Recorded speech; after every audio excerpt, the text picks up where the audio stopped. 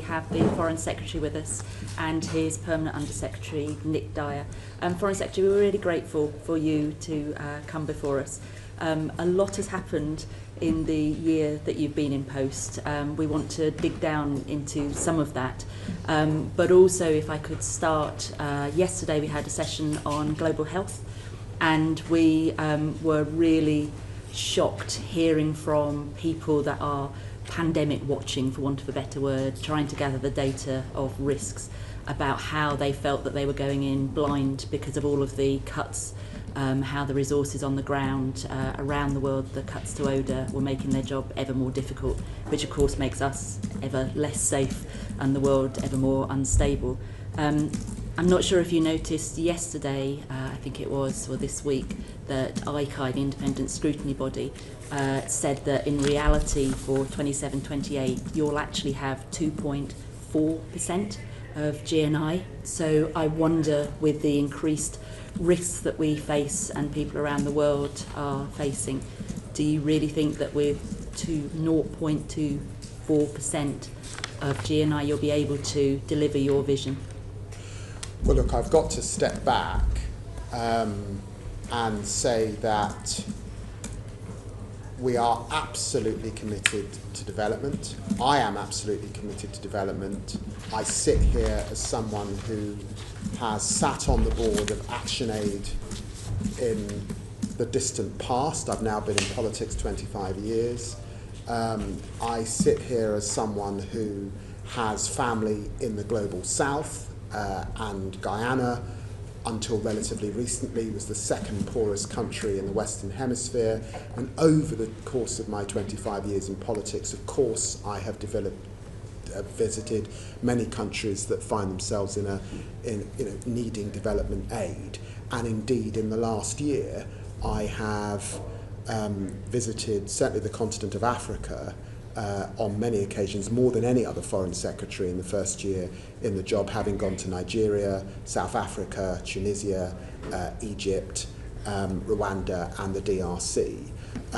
The decision that we made and is a decision to increase defence spending. I have said in the past, and I stand by that it would be wrong to assume that increases in defence spending do not also assist people particularly facing conflict, and the war in Ukraine has cost the continent of Africa $7 billion.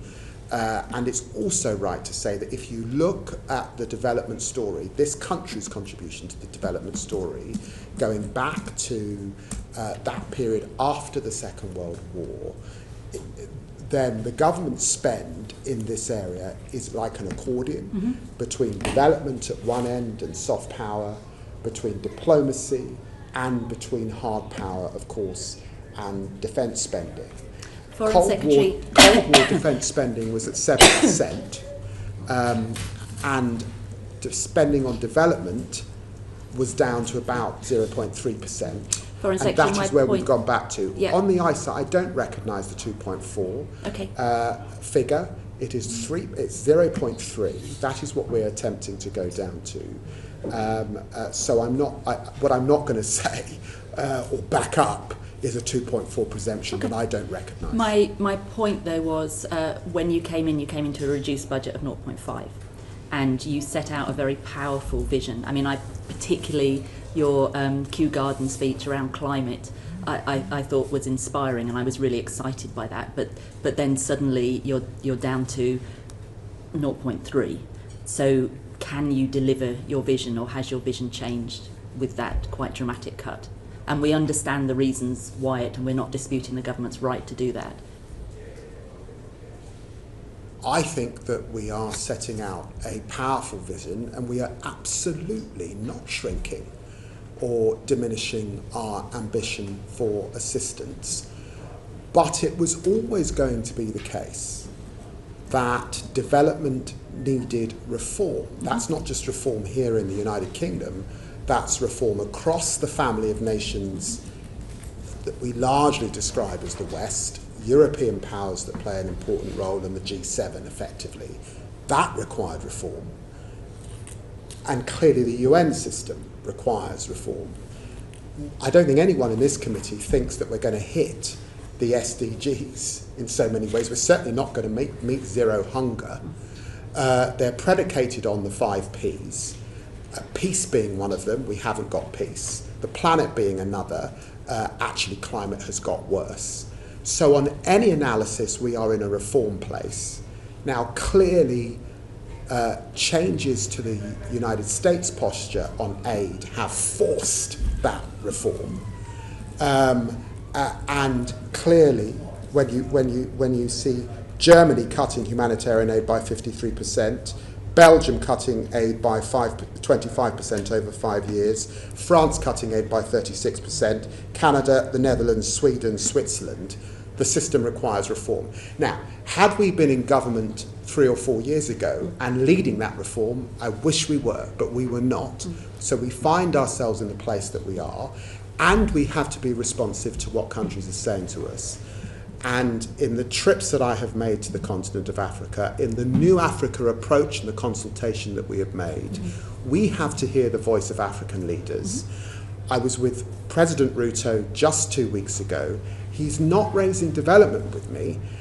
In fact, when they do raise development, what they say is, we are sick of the ping pong that exists in Western democracies. One government comes in and takes one approach, another government comes in and takes a different approach. What we want, they say, is we want trade, we want investment, we want jobs, we want the same that you want in your poorest constituencies. That's what they say to us. So how have you reformed your vision in the last year? Well, we are reforming our vision. I've watched Baroness Chapman in front of you. You are aware that we are consulting at the moment. We do not want cliff edges, as happened under the last government. We're absolutely clear about that. So your vision remains the same? We are doing a line by line. We are doing a line by line. We launched the Africa approach, which we will respond to. And on development, we've been absolutely clear about our commitments to Sudan, our commitments to Ukraine, our commitments to the occupied territories, but also our commitment to climate and to global health, particularly, that I would want to pull out. We'll come into all of those in this session, if that's okay. But if we could start with women and girls, because that's one of the areas that has definitely, or is definitely, facing quite severe cuts. And Sorry, I missed that. Women and girls. Yes. And I know it's something that Alice MacDonald has been passionate on for a very long time. So if I hand over to Alice, please. Thank you, Foreign Secretary. So recently it's been described that women's rights face a full-on assault due to UN and aid funding cuts, not just the UK, but more broadly. Last time you mentioned the cliff edges that we had before. We did see that women and girls were disproportionately affected by the cuts under the last Conservative government, and UN Women's already warned that 90% of women's rights organisations in conflict-affected countries have been affected. As you know, Minister Chapman has, when she listed the priorities, women and girls was not one of them, and she said there would be less money for gender equality and education, and that instead the approach would be mainstreaming. So I wanted to ask you, is that the approach we're taking, and are women and girls still a priority for your department? Women and girls are a fundamental priority. Last week, I was in Syria.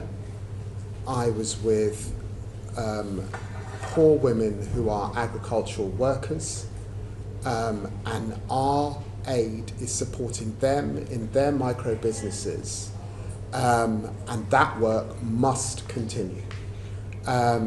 So if you're in the business of development and you're in the business of supporting the vulnerable, you have to be in the business of supporting women and girls wherever they are. In Chad, the conflict affecting Sudan is effectively affecting women and girls. In Egypt, when I sat with community groups in Egypt, refugees, they were largely women and girls.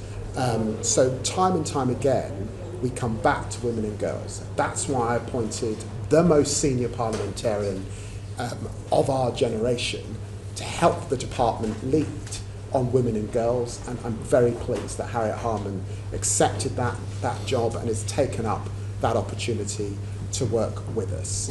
So we will continue to centre women and girls. But your question, behind your question, is a fundamental point that I've got to acknowledge, and I raised it previously.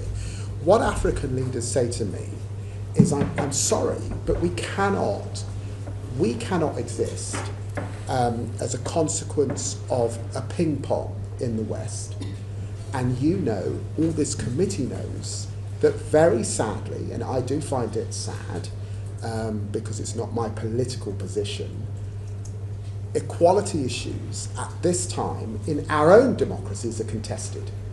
At this time, there will be people in our House of Commons or in the US chamber or in the Netherlands or other places who do not like, they would describe as woke, some of the decisions around rights. Hang on a minute, let me finish. Never heard a woman politician say that. No. So are you saying women politicians are saying don't prioritise women and girls? Well, so what are you saying? Can I urge the chair just to let me finish the point? Well, yes, but... Let me finish the point. All right, let's step back. I think the chair recognises that on the whole, the Republican Party, when in office, stepped back from commitments to reproductive health rights. 100%. You accept that. I think you would accept also that we have elected parties who have in this country a position on rights where they would describe identity politics and they would withdraw from areas around girls, they would withdraw from areas around race. They don't accept that way of looking at it. And the point is that leaders in the global south see this, and we say we don't want to be at the mercy of aid decisions that are politically motivated in the West.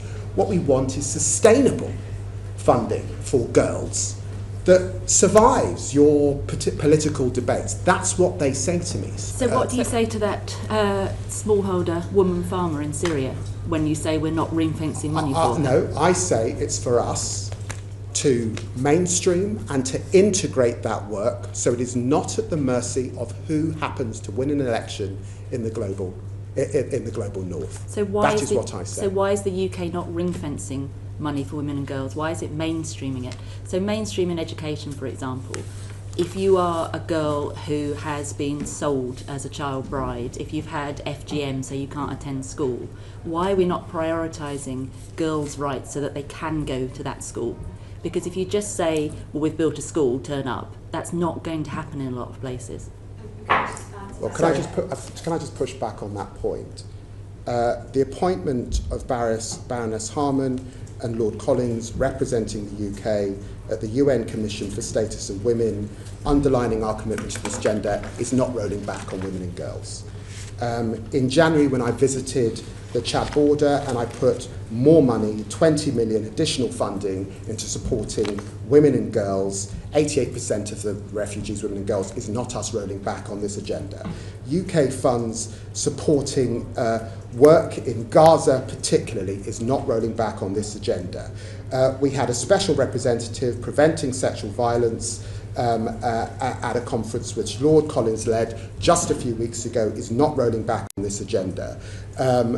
We continue to support this work, but we do have to find ways to integrate the work across all that we do to make it central and to ensure that we are working with partners, because it's not just the UK's funding. One of the things that I also want to see is better coordination right across the G7 and right across Europe to make sure that women and girls are centred. I hope that's an adequate response. Thank you. And thank you for that. I suppose I think a few of us have concerns about the mainstreaming. How will we measure it and see the impact? And you'll probably be aware that a lot of the organisations are saying programmes like What Works Too, which is really focused on tackling violence against women and girls, which obviously is a priority here, are at risk.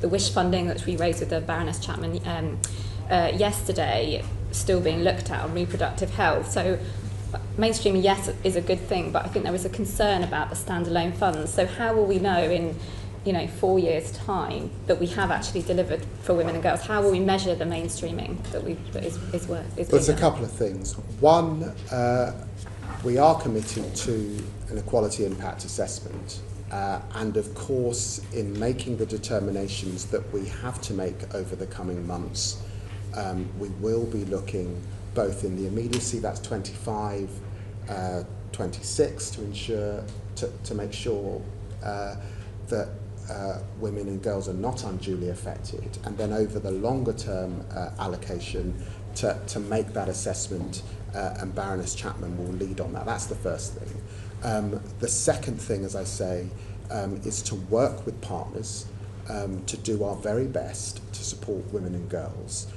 We cannot step in, obviously, in relation to the amount of money that's come out of the system with US funding particularly, but I do have to be clear that I do believe it is wrong for the poorest people in the world to be at the mercy of political decisions made in chambers in the West. And that is what African leaders say to me.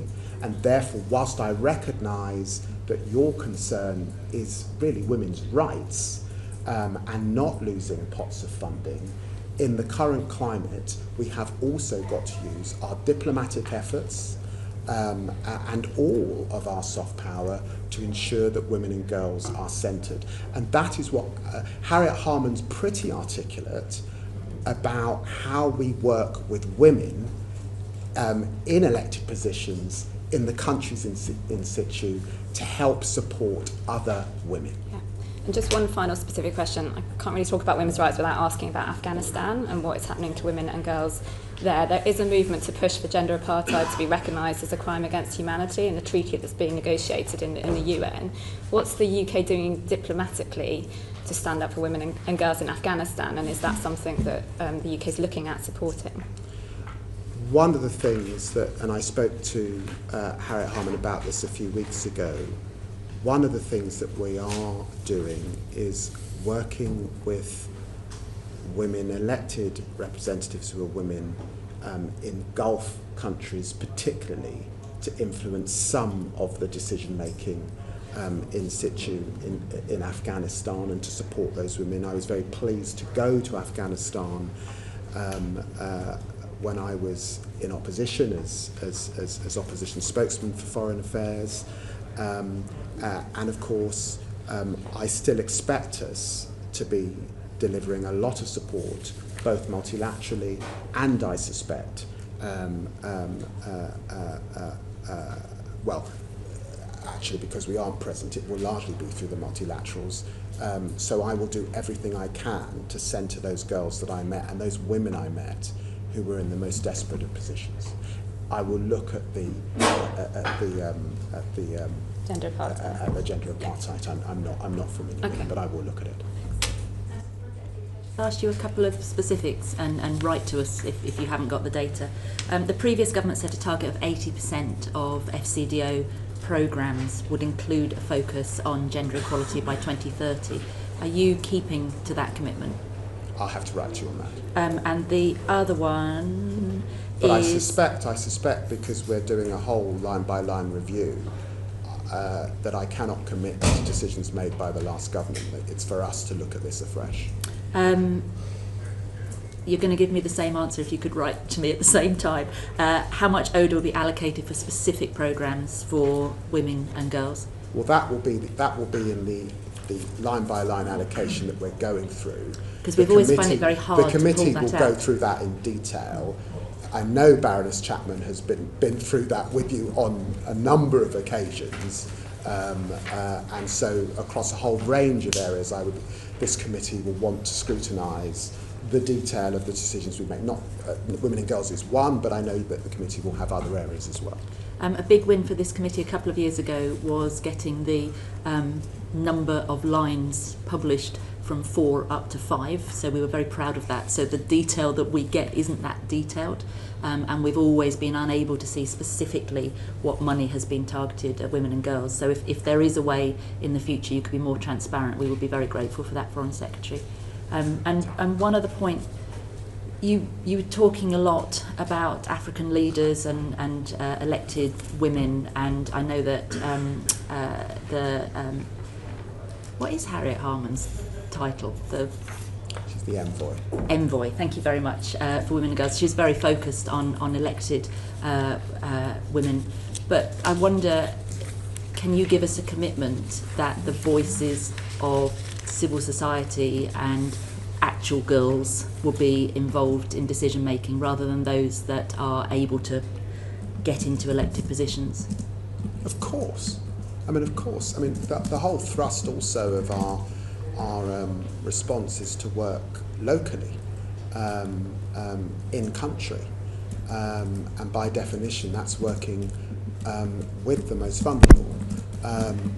But I think that if Harriet were here, she would defend her desire to work with elected women locally, in situ, not entirely to be governed by the views in a parliament like ours, or indeed in a government like ours. So I think both are right. It's not an either or. Good. Thank you very much. Can I pass over to Monica, please? Thank you. Foreign Secretary, if I could just pick up, you say that you are absolutely committed to development and that the poorest people in the world should not be at the mercy of political decisions. And yet your government has cut the aid budget by 40%, much further than any other government, in fact the lowest level for 50 years. Can you see how those two things don't add up? Well, first, what I said was that leaders that I have met in the global south are saying they do not want to be at the whim of political decisions in places like Westminster that can turn development on, turn development off, and make political decisions about pots of funding. And the example was women and girls. That's what I said. I didn't say it was my view. I said it's what I'm hearing back.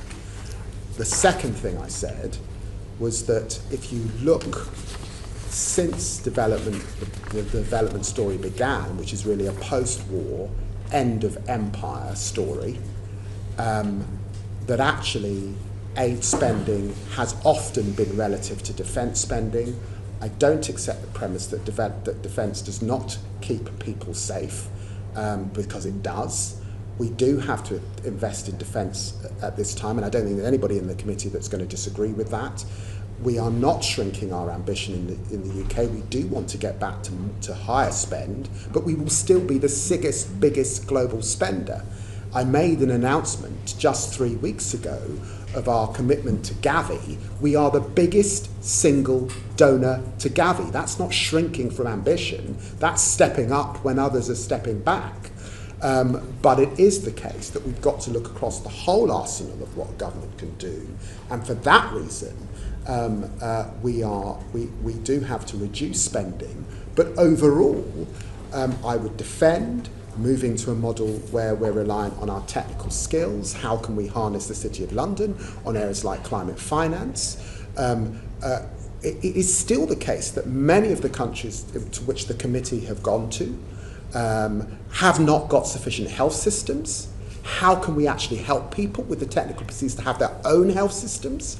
I don't think the committee is in a place where it would be saying that Britain should be engaged in the 21st century in massive service delivery in country. We should be helping countries to service that. So reform is necessary, and I stand by the decision to reform. But yes, of course, it's sad that we weren't able, as the West, to do that a few years ago collectively.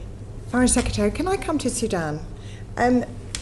Sudan, I don't need to, of course, remind you that it's the worst humanitarian crisis since aid began and there are war crimes being committed, it seems, as on almost a daily basis.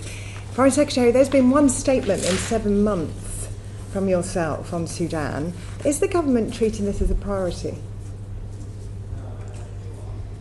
Well, in that statement, in the House of Commons, I called out the fact that right across the Western world, there has been too little attention on Sudan. It was me that went to the UN and put down a resolution and almost got that resolution despite the Russian veto on Sudan. It was me that led a statement on Sudan. It was me that went to the Chad border on Sudan. It was me that called a London conference and brought colleagues together on Sudan. So as a foreign minister in a Western democracy, I think I have stepped up on Sudan, notwithstanding the fact that we have a war in Ukraine, we have a terrible conflict, of course, Israel Gaza, we've had Israel Iran, we've had India Pakistan, we've got DRC Rwanda. There are other conflicts, but I have lamented how little attention has been paid to conflict in Africa, of which Sudan is the worst humanitarian catastrophe on the planet, which is why when I went I committed more money, but also why at the London conference that I called I was pleased to get the global community committing I think it was a further 800 million in financing to that terrible, terrible conflict, and we continue to keep on it because we need it to come to an end. And thank you for your efforts, Foreign Secretary. Can I ask what momentum has happened since the London conference? Because the results of it were disappointing. Well, I don't think you can describe the pledges that we got on the humanitarian side as disappointing in face of the hardship and in face of the question that I got previously on women and girls, when this is a conflict. I don't think there's any other conflict that affects quite as many women and girls as this. And I've met women raped, women burned, women terribly, terribly violated as a consequence of this conflict. We continue to work with partners to try and ease that suffering. There remain questions about aid and UN presence in country, in Sudan, and of course there remain real issues in relation to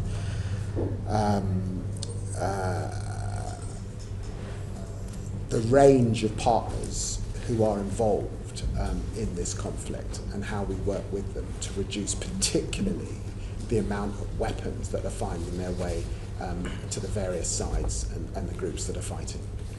Foreign Secretary, I had an exchange last week on the Business and Trade Select Committee with the Trade Minister about export licences and arms licences, particularly in regard to the UAE. Since Sudan's war has broken out in 2023, the New York Times has repeatedly reported on the UAE arming the RSF, including funneling arms through field hospitals.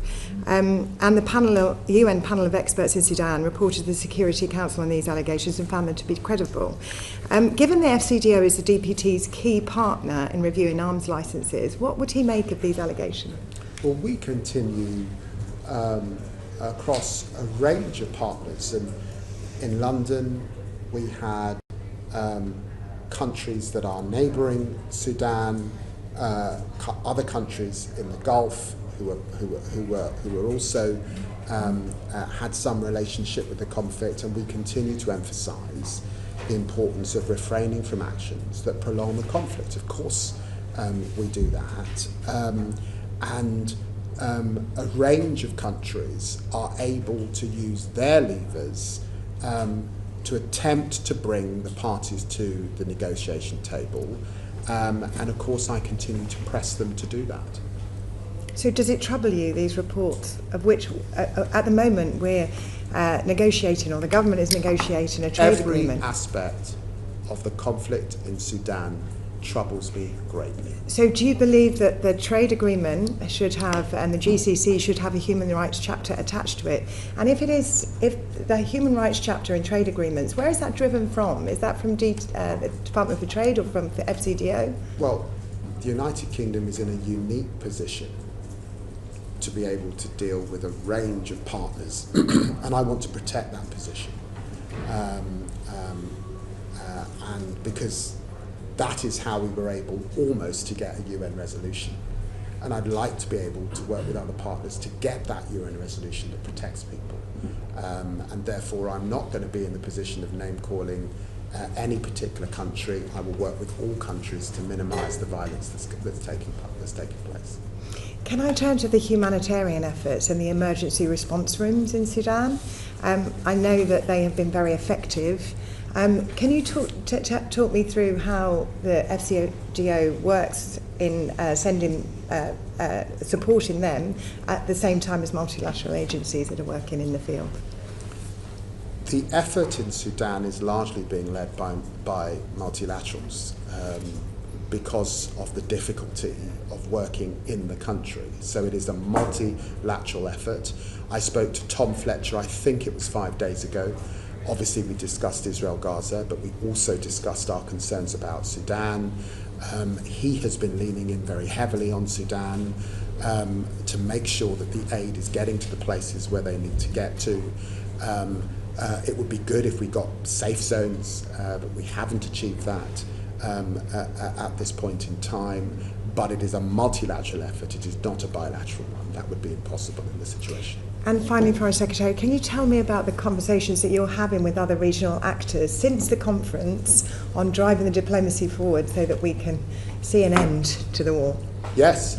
I spoke to the President of Angola. I spoke to President Ruto and the Kenyan Foreign Secretary. We believe it's important that we embolden the AU at this time, and that's why I brought them to the conference.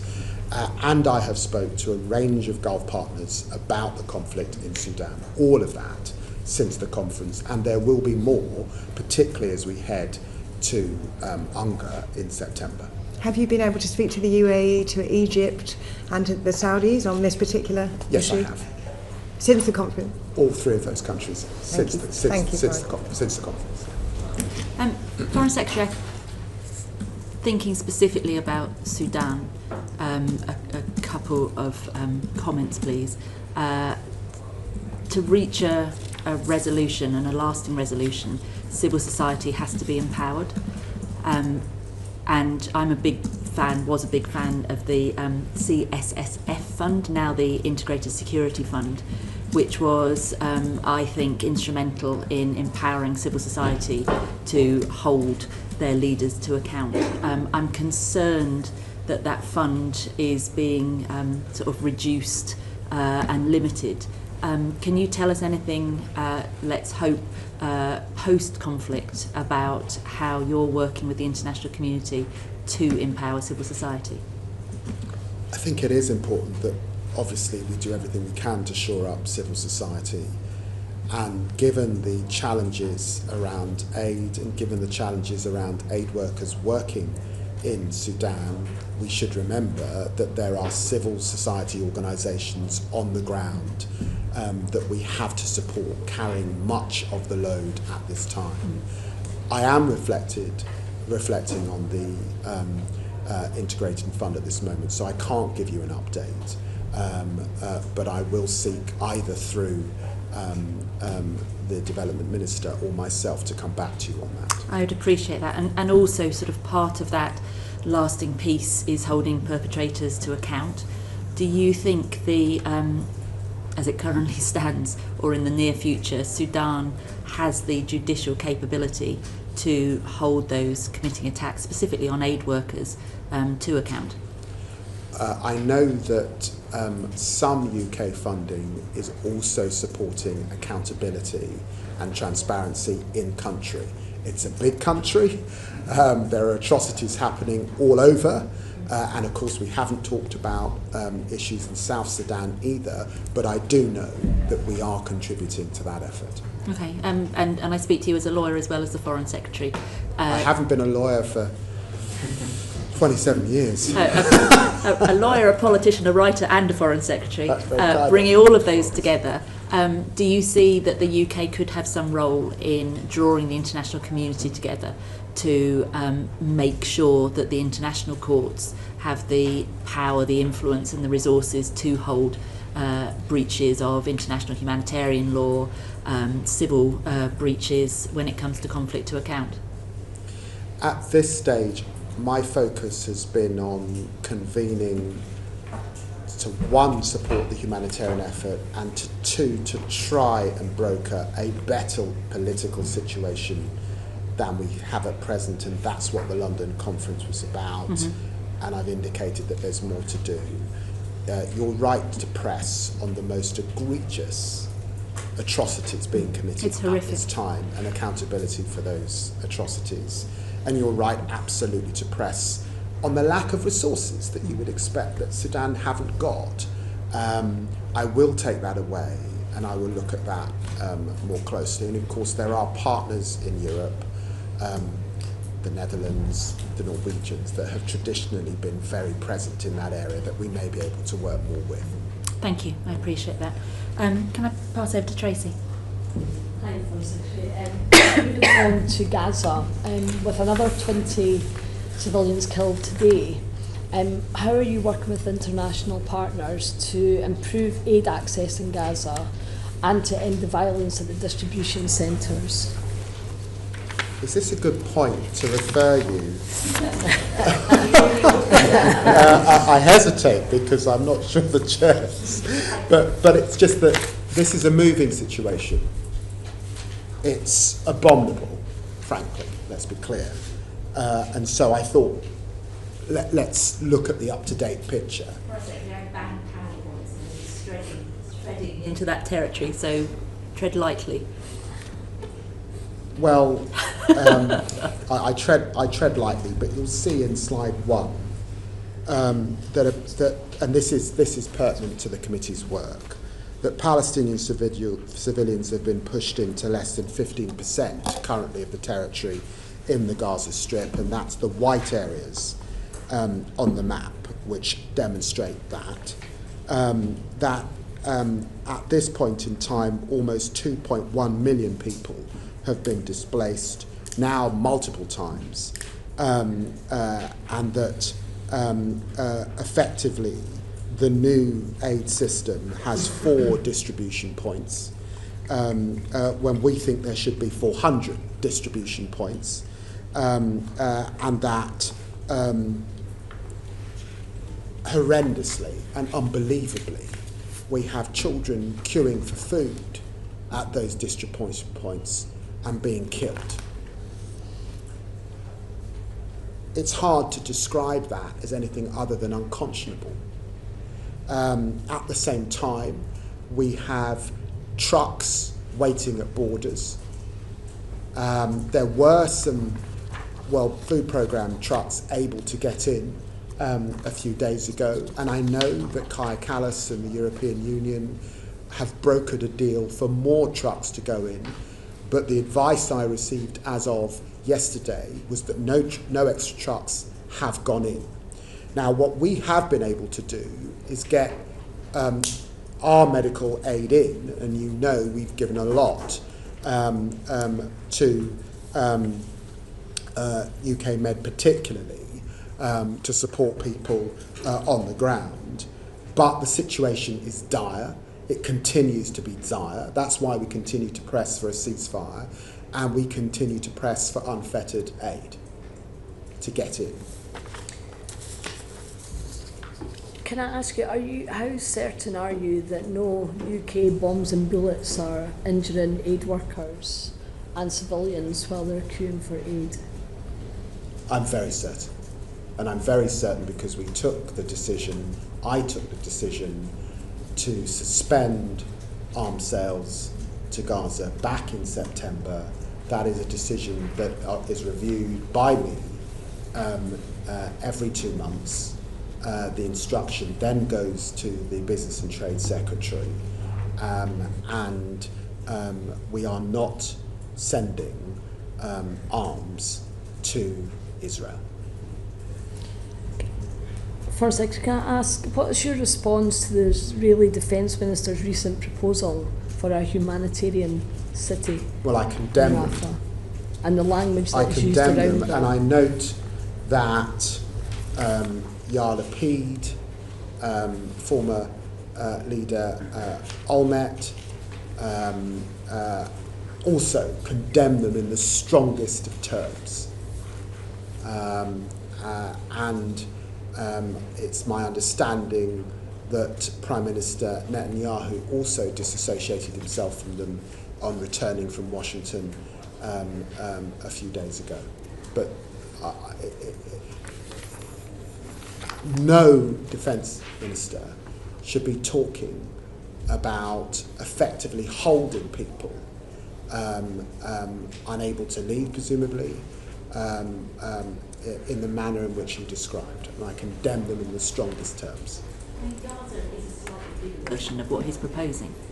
Gaza is a slightly bigger version of what he's proposing. People can't. Well, that's why I thought that this map would be withheld. helpful, because if you are effectively holding people in 15% of the territory, exactly, they've been displaced many times. sewage, sanitation, medical situation, starvation and malnutrition is rampant, then I think that that's unconscionable. And I think that the global community are looking at Israel and they are saying to the government, how could you possibly allow this to happen?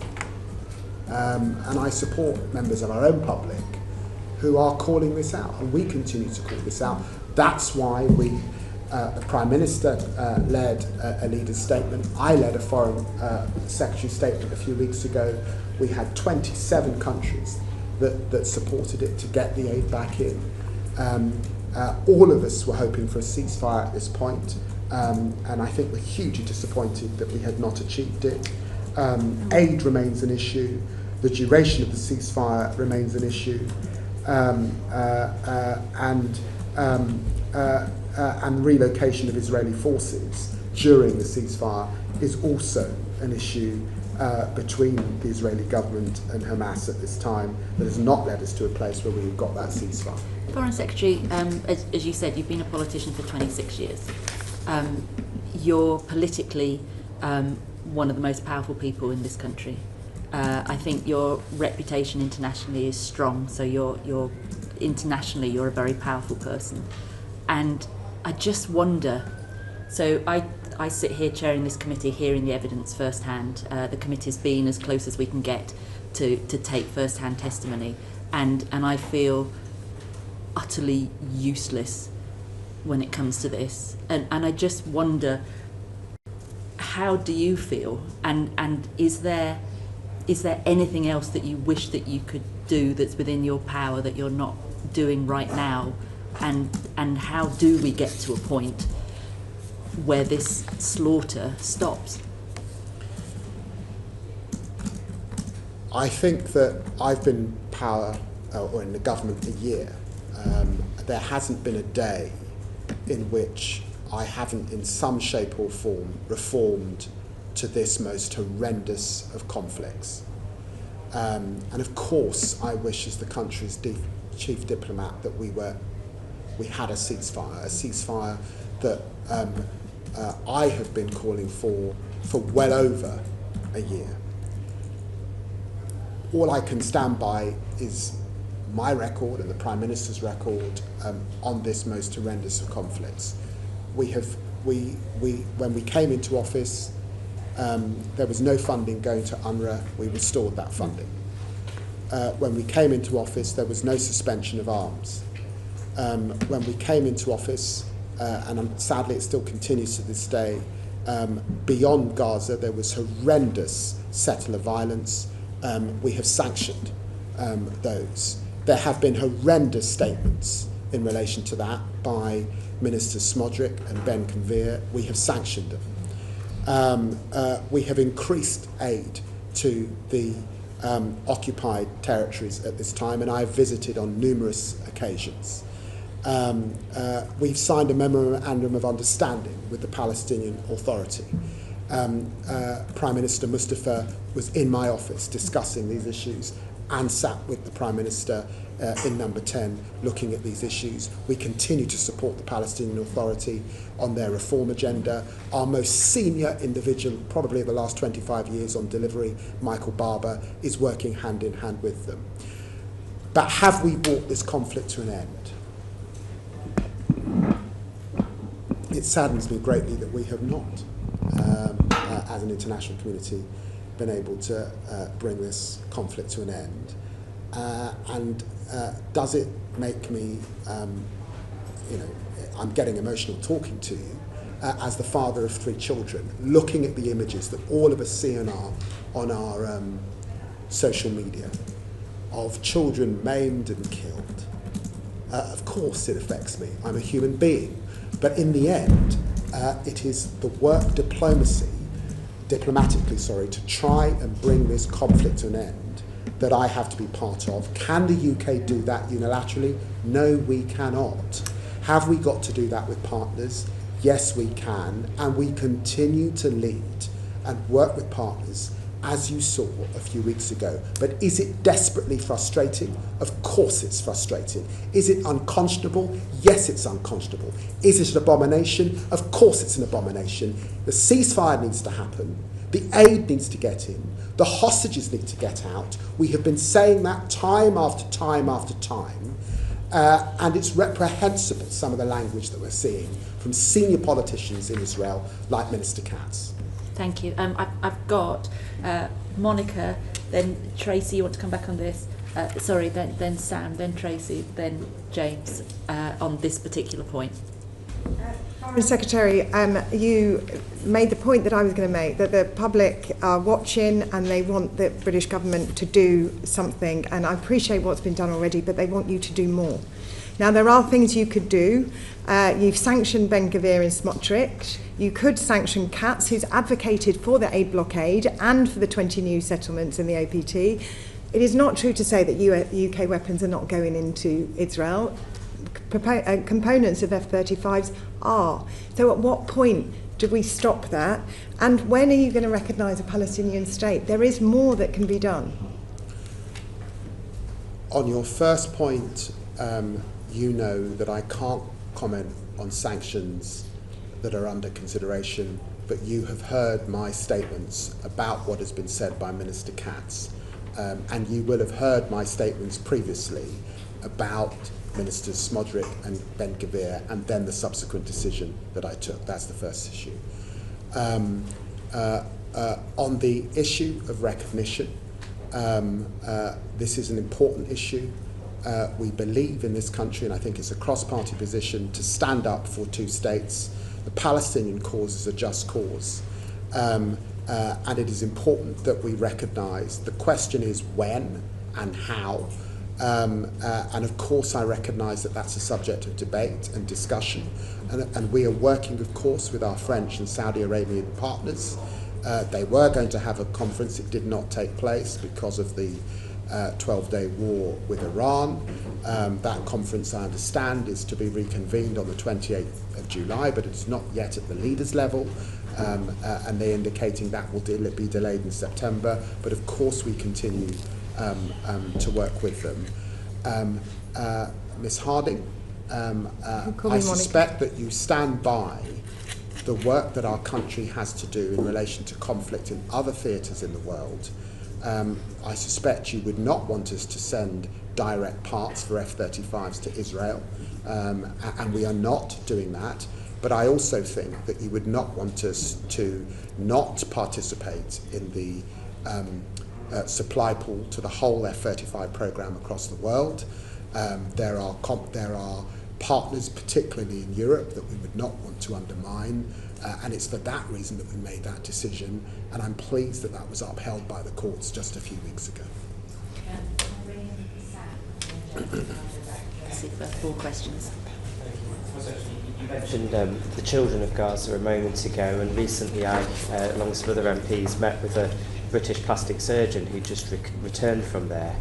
He showed us video footage and images that I'm afraid I will never forget of the suffering of Gaza's children. As you know, tens of thousands are orphans, and many of them are dying because they're not able to receive medical treatment. To date, just 2 children have entered the UK for medical treatment.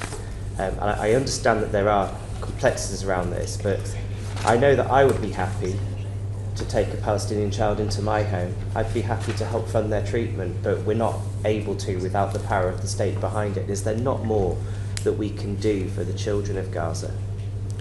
Well, we have supported the Hope charity and initiative to bring children to the UK.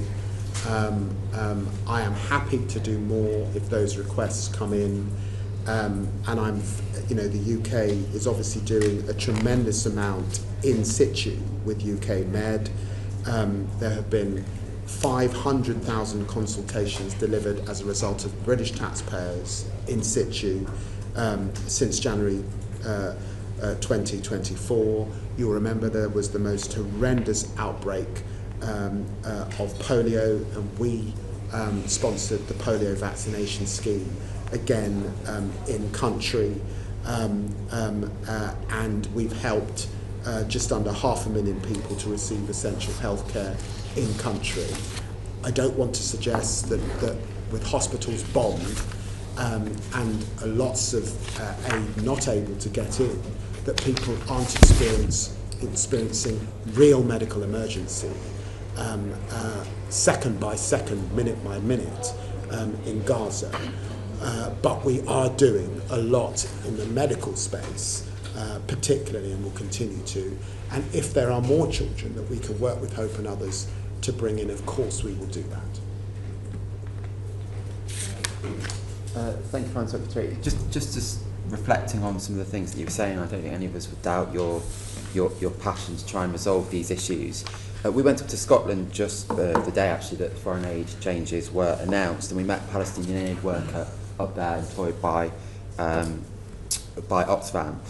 And she told us that when it came to FCDO diplomacy, lots of warm words, lots of hard-working people, but she felt like the FCDO has lost its confidence and lost its clout in light of Afghanistan and I guess the legacy of Iraq and Brexit. Is that a view that you would recognise? Well, I think that in the last year I've been on the business of reform. We've got a workforce programme to 2030 to give us the best capabilities. I've listed the things that we tried to deliver in relation to Israel-Gaza. We've had a successful EU summit. Tomorrow we have further good news with our partnership with Germany. Last week we had good news with our partnership with France. Our partnership with Ireland has been renewed. By the way, we want to do more with Ireland on the development. They're a great development nation and we can partner with them in areas to support work together. We've launched the Africa approach. So yes, after the botched merger between David and the old Foreign Office, after Brexit, after Afghanistan, it's a matter of record that morale was low within the Foreign Office. But it's my job to get the Foreign Office and development back to a good place. I think we've had a good year where if you look back on where we were, we've delivered a lot. And I said, judge me by the deals and the partnerships that we could strike with other nations. And I think that's what I've set about doing. I was disappointed that when I think it was 300 civil servants wrote to you about their concerns that not enough was being done in Gaza and the West Bank by FCDO, that rather than seeing them as whistleblowers, they were seen as disloyal. Why did that happen? Well, the first thing is, it goes back to the question that was raised by Ms Harding.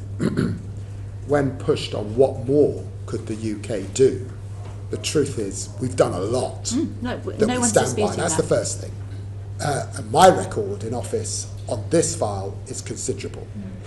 And I've just gone through that list. No, The second thing is to say that, and the reply was appropriately not by me, because the custodianship of the staff is ultimately a matter for the Perm Sec. And it may be that our second Perm Sec wants to come in on this point. But Ollie Robbins was clear that of course staff must express opinion and must make their views known. But in the end, when you become a civil servant, your job is to be neutral. That is your job. And just as if I'm not happy about collective responsibility, my option is to resign, then that is also civil servants will also be able to make that. So it cannot be about campaigning letters if you are a member of Her Majesty's government. That is not the principal job of our civil servants. It's to give us honest advice, and it's then for politicians to assess and make decisions on the basis of that advice. I stand by the advice I've made on this file. There's been little challenge to that, frankly, because I think the committee recognises the part that the UK is playing. We haven't brought the conflict to an end. Writing a letter, a campaigning letter, is not usually the disposition of civil servants. Of course they're frustrated. Many of our constituents are frustrated, and you write to your MP. But I stand by the decision that was made by the Perm Sec and the reply that he gave, which I thought was a very thorough and a very good one. Is it on this point? Back to Tracy. Thank you. First, I just want to press you a little bit further. We hear a lot from aid workers and from civilians and groups from Gaza and occupied territories and across Israeli and Palestinian groups and NGOs about the recognition of Palestinian state and the lack of leadership from the UK and how that void could be filled by pushing ahead with the recognition. And I heard what you said to Monica. Can you tell us a bit more detail about when will be the right time, because we're all very concerned, as you are, as our constituents are, about there being no Gaza left by the time we come to recognise a Palestinian state. We see that from the map and the evidence that you've given us. So when will those conditions be right? What the Labour Party said in our manifesto was that we do believe that recognition is important, and we would like to recognise as part of a process. That is the. Makes it sound conditional, Sorry? That makes it sound conditional. Well, it's the manifesto that you ran on at the last election. Yeah. It was, so we'd shifted at one point to, it was part of a peace process, but, and that's been dropped, I believe. So I think what my colleagues tried to find out is what are the conditions. Let me finish the point. That was the manifesto that all Labour politicians ran on just a year ago. So the debate is this: do you just recognise per se, because you say that the time to recognise has come and the symbolic act of recognising is where we're at, and I suspect, Ms Gilbert, that that's where you are at from what you have said, and I suspect that that's where Ms Harding is at and where the chair is at, that you recognise symbolically, and you accept that even though there are countries in the last year that did that, it has not changed the situation on the ground? Or do you recognise as part of a process? The French have been talking about a process, or trying to get some kind of process, and actually, if we get a ceasefire, you are into a process. But we haven't got a process at the moment. So that is the debate that's going on. And you will appreciate that when we're talking about the UK, we're talking about a permanent member of the UN Security Council. That's why we are in close dialogue with our partners in France. And of course we would like to have a process, because we would like actually to change the situation on the ground and tip it further towards two states. But I recognise that there are some who believe beyond the process the time has come. But I do say to you that recognition per se is not two states, and I actually want to see two states. For me, it's not a symbolic thing, it's about getting to two states and living by the 1967 and the Oslo Accords and achieving that. So that is the debate. It's a legitimate debate. And there are people on either side of that. Just for the record, it's not for me about symbolism, it's about hope for the Palestinian people and what they have told us when I was on a visit to Israel and Palestine, and it's about leadership from the UK. So for me, it's not about symbolism. I absolutely accept the point that you make, and for decades prior to being in this place, I've also campaigned for a two-state solution.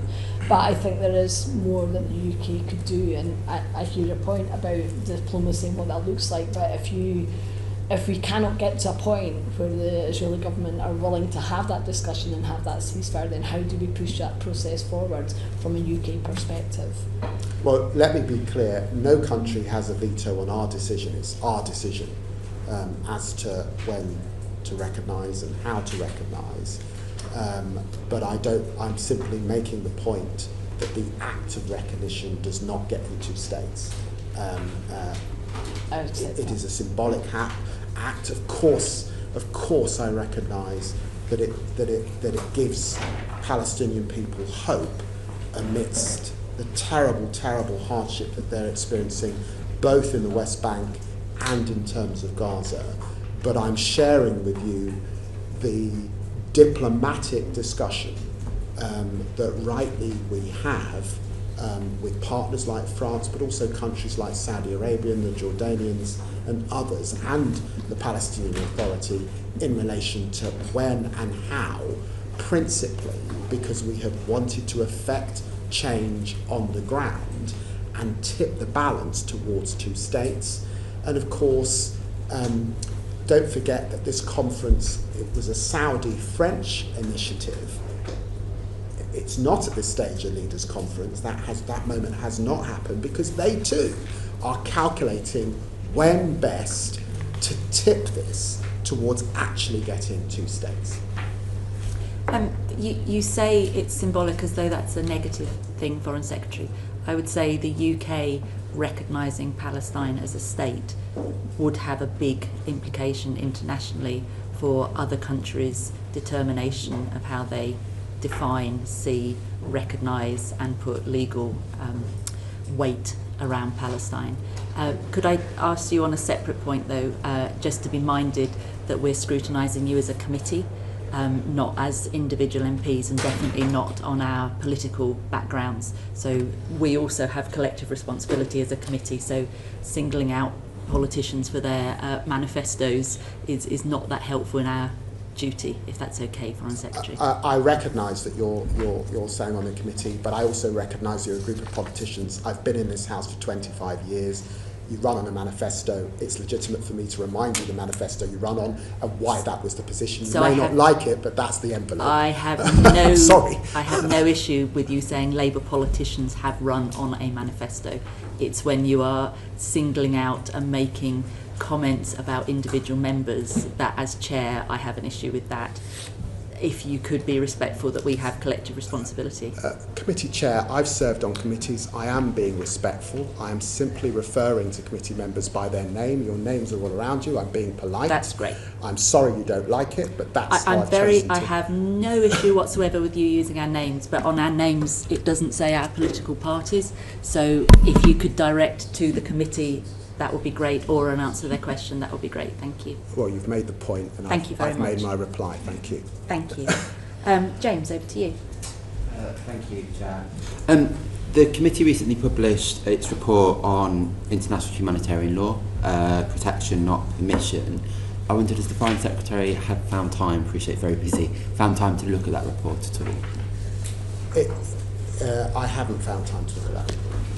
So what the report notes is that when it comes to international humanitarian law, there appears to be a trend where there is levels of trade-off. So you will have one country or one party that is seen to justify breaking international humanitarian law themselves because there has potentially been the previous party has broken that international humanitarian law as well. In other words, it's becoming a bit of a race to the bottom.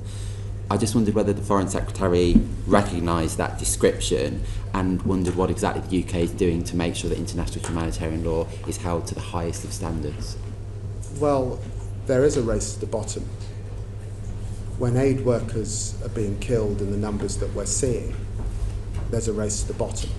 When children are being killed holding out their hand for food, there's a race to the bottom. I took the sober decision on the basis of our export licensing regime that I did believe that there was a clear risk that international humanitarian law was being broken in the context of the conflict in Israel-Gaza. And of course it's the case, we haven't talked so far about the conflict in Ukraine, but of course it's the case that big countries decide that they're entitled to march into smaller countries, that is a gross breach of international humanitarian law. And that it's also the case that it sends a signal to other countries that they might do that. So, for example, Venezuela decide that they should march into Guyana. and take over the Essequibo. So I recognise and totally would agree with the sentiments of the committee in relation to international humanitarian law.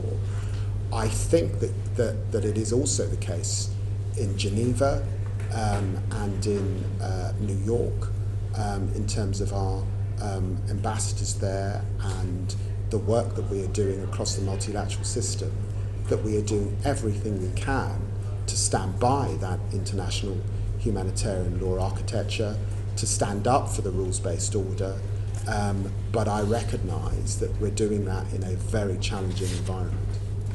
And there are other UN Security Council members who take a different view. And there was the 3 British people that were killed in the airstrike on the World Central Kitchen aid convoy in April 2024. What progress do you think has been made within the region through diplomatic efforts when it comes to humanitarian aid workers' protection? Not sufficient. I met with those families. I have called on the Israelis to properly investigate. I've called on the Advocate General to do the job that I think he should now do in relation to that terrible, terrible act that killed 3 British nationals. Further aid workers have been killed since then, and some of them within the last few weeks. So the situation is horrendous. And progress? Do you feel like we are making progress diplomatically at all? Well, clearly, if more aid workers have died, we are not making the progress collectively as an international community that I would like us to be making in relation to those gross breaches. Okay. And on the International Court of Justice's advisory opinion, so that was July 2024, so 12 months now, I think a lot of people are wondering why the government has taken so long to respond to that advisory opinion. Would you be able to elaborate on that further 12 months on? It's an 83 page opinion, so it's right that the lawyers that you would expect within government assist and do the work that you would expect them to do. What I would say about that opinion is that we agree that settlements are illegal. We agree that Israel is under an obligation to cease immediately all new settlement activity. I have condemned time and time again both the violence and the massive expansion that we've seen in the last year. We fund and support organisations on the ground, by the way, in relation to transparently helping us understand the nature of that expansion. We agree that we must distinguish in everything we do between Israel within the 1967 borders and illegal settlements in what is now the occupied Palestinian territories. We agree that Israel should bring an end to its presence in the occupied Palestinian territories as rapidly as possible, and we agree that when it's happening in the West Bank, it's completely unacceptable. Foreign Secretary, can I just push you a little bit more on that? You agree that all of those things are unacceptable, but the Geneva Convention requires states, I quote, to respect and to ensure respect for IHL. However, contrary to the views of the ICRC, the government argues that this does not require the UK to ensure respect for IHL by other states, which would seem to go against what the Geneva Convention is saying. So I wonder, do you know, or could you write to us about why what the legal basis is for this position? I can certainly take advice and write to you. That would be very helpful. And sort of following on from that, where there's a serious risk of genocide, the UK is required to employ all means and do all in its power to prevent it as far as possible. So do you think that the government is doing everything within its power to prevent genocide in Gaza? Genocide is the most egregious of war crimes. And so, of course, I believe we are doing all in our power to prevent any act of genocide anywhere in the world. Absolutely. Thank you. Monica. And then Alice. Foreign Secretary, you talked about core funding going to organisations on the ground that are trying to help with the upholding of international humanitarian law. So the UK gives money to the International Humanitarian Fact-Finding Commission, which Poland asked to look at the attacks on the World Central Kitchen, but Britain didn't.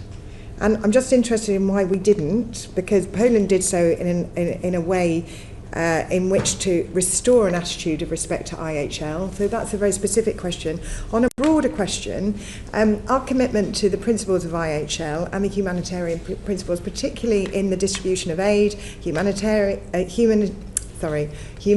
impartiality, neutrality and independence, are obviously not being upheld with GHF.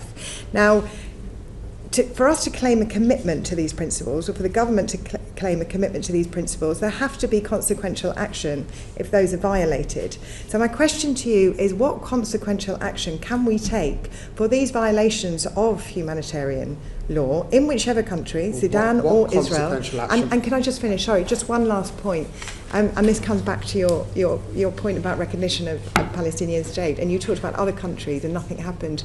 Britain is not other countries. We have a really, really key role, as you know, and as you have been proud of and said in the past.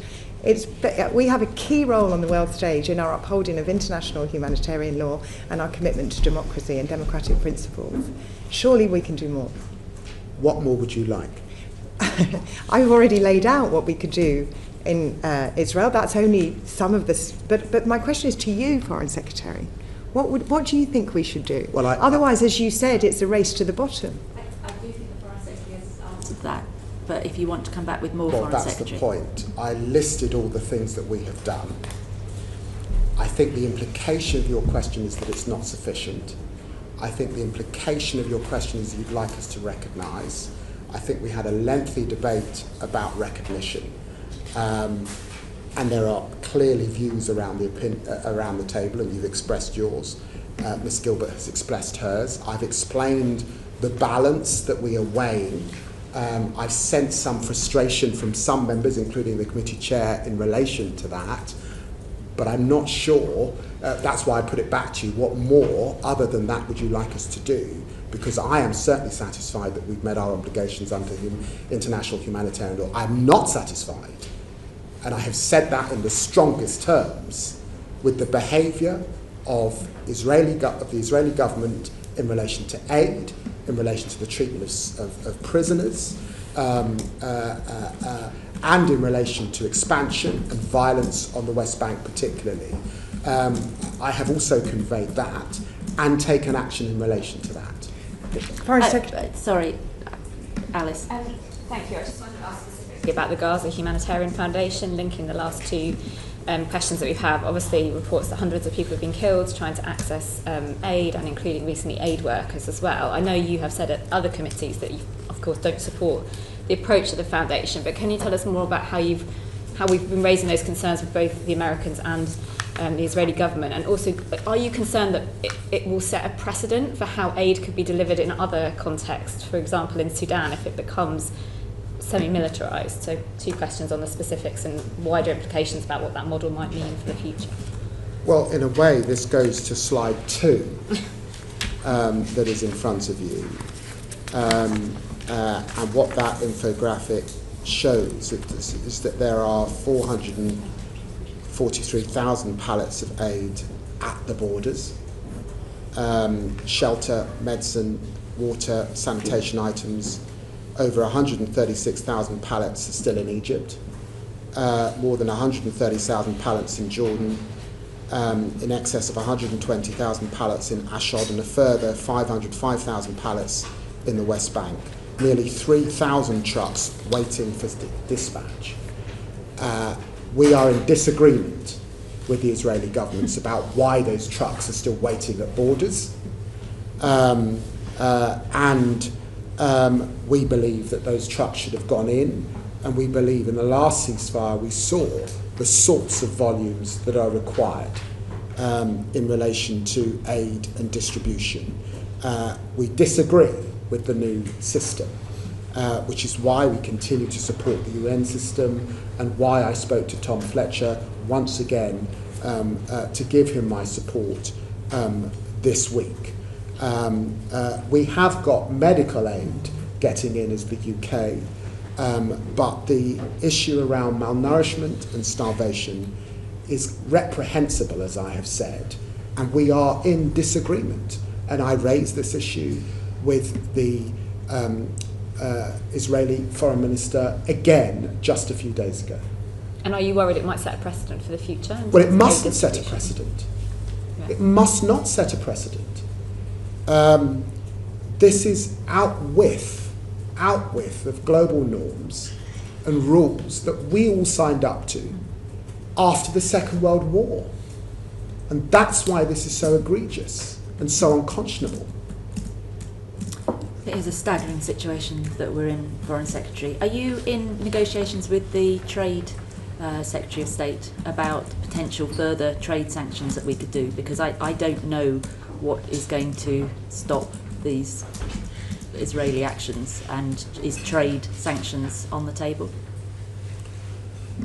Well, I said that we said in the statement that we co-authored, the leader's statement and the statement around aid with foreign ministers, that we would continue to look at further actions. And so, yes, I continue to look at further actions in this area to do everything we can to press towards better aid distribution, less violence and no expansion in the West Bank, and I will do all that I can continue to do. I had hoped, I have to say, that by now we would have a ceasefire. And we haven't got a ceasefire. I agree. And I am very conscious that parliamentarians are going into recess in lots of Western democracies. So this is a time for acute vigilance as to what is happening. Here, here. James, you done? David Taylor. Thank you very much, Chair. Thank you, Foreign Secretary.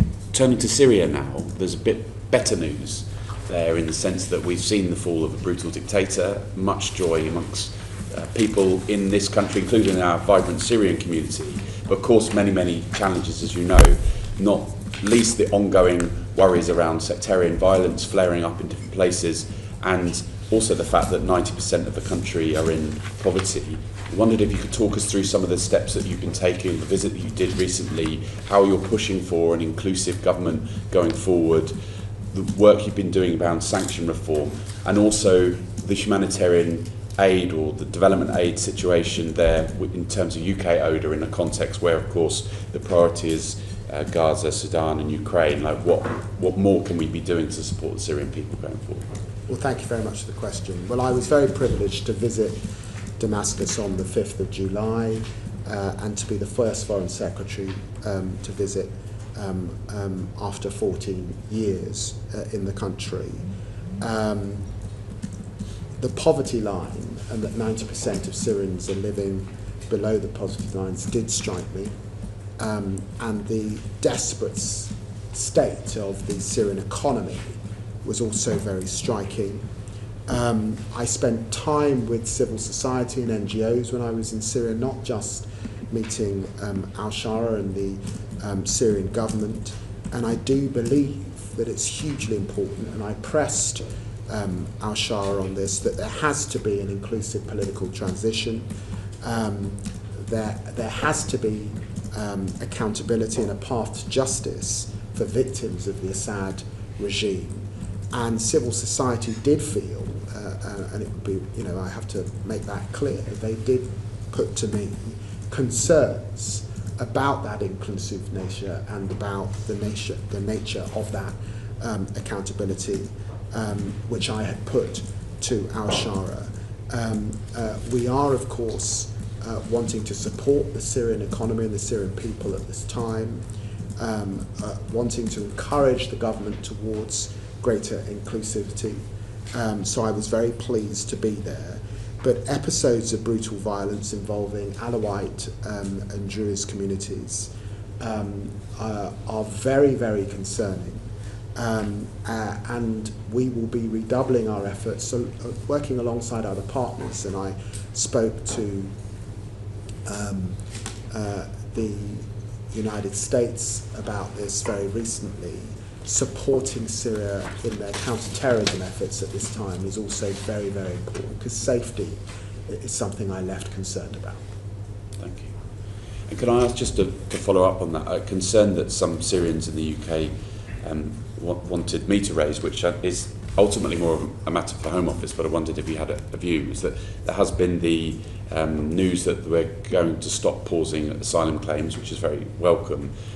Germany has offered people who don't yet have their status settled the opportunity to go back to Syria to visit family, to help with efforts to rebuild the country without removing their right to return back to Germany if they feel like they can't build themselves a future. Is that something that the UK can potentially look at for those that, you know, even though the pause has been lifted, there's going to be a number of Syrians in the UK who are still going to be waiting many months to get a final decision? In that period, could they be offered the opportunity to go back to visit Syria, to visit loved ones, to help rebuild, but not have their sort of right to return to the UK removed? Is that something the government could look at? Well, what I saw from meeting with the President, the Foreign Minister and his team is a desire for peace, a desire for stability, and he made the commitment to me to remain to be inclusive. So I stand by the decisions that have been made by the Home Secretary in relation to those claiming asylum from Syria. I think that is the right thing to do. I'm not familiar with the German decision, but that may be in relation to those who are not in the asylum system but have actually got German citizenship, which is slightly different. But I do think the right assessment has been made at this time by the Home Office, but of course we've got to keep it under review because it's a very fragile situation. Thank you, Foreign Secretary. No. Thank you, Foreign Secretary. Who is it, do you think, that loses out most from the UK's ODA cuts?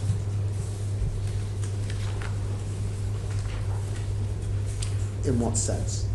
Distributionally. We are taking a huge sum of money that was, and it will no longer be. So who are the losers in that distribution? We will still be the 6th biggest spender in development. That's the first thing. And the second thing is, I've said that there will be an equality impact assessment done, and that is what will tell me those that might be affected, and of course I can act on the back of that. And do you have any early concerns around that's stemming out of that work? Around particular groups, women and girls, for example, particular countries, anything that's leapt out at you so far in that work? Well, we are committed to the multilateral system, so there will be decisions made bilaterally where we will be withdrawing. But I do think it's important when we think about development to recognise that what we can do at this time is also grow the amount of technical skills we're supporting countries with. We want to play a big role on the multinationals on which we're on the board. We can do a lot around finance, particularly. So there's lots of ways that we can continue to play a role, and we've got to be better coordinated across the Western family at a time when I listed the countries who are also making changes to their development aid. So we've got to work together with others so that we're each playing a part, but we will still be the 6th biggest spender, so we will have a significant role to play. Foreign Secretary, I was with representatives from the British Virgin Islands yesterday, and this committee did a report into small island developing states, and we keep a keen interest on them and also our overseas territories as a whole. One of the frustrations that they have is, whilst they know the answers to the problems that they're facing, They don't have a platform like the UK does on the World Bank, for example, on one of the, you mentioned a lot of the big multilateral organisations. Is there discussions that are ongoing that the UK could, whilst not give up our seat, maybe give a platform more to some of these countries? Canada does it very well. I wonder if that's a way that we could use our influence that doesn't have cost to share power that we have the privilege of having with some of the countries that we look to support. Well, we obviously do a lot with small island developing states. They are the lion's share, in fact, of the Commonwealth. 100%. And we have sought to be alongside them, particularly on their big concerns about climate finance. It was why I met with my good friend Mia Motley. She's also been here in London particularly, but I also recall work in this area when I went to Chogam in Samoa. That's a very interesting suggestion, and I will look at it. Thank you. I would say advocating is something we should continue doing, but actually giving over the platform on some occasions is a very, very powerful statement. Over to Sam. Can I just ask a question, actually picking up on Noah's? And Foreign Secretary, I also stood on a manifesto that didn't commit to cutting aid, by the way. And one of the things that I think the British taxpayer probably wants to know is what is the human impact of it in terms of how many minefields won't be cleared, in terms of what will be the spread of infectious disease, how many girls won't go to school, how many livelihoods programmes from women-headed households will be cut. And I wonder if we could do more to explain to people what the impact of UK aid cuts are going to be, notwithstanding, and I respect all of the efforts that you're doing to mitigate that. Because Noah asked you about the impact, I just wonder if you would be willing to sort of commit to giving a better impact assessment to people so that we can properly understand the impact of these cuts.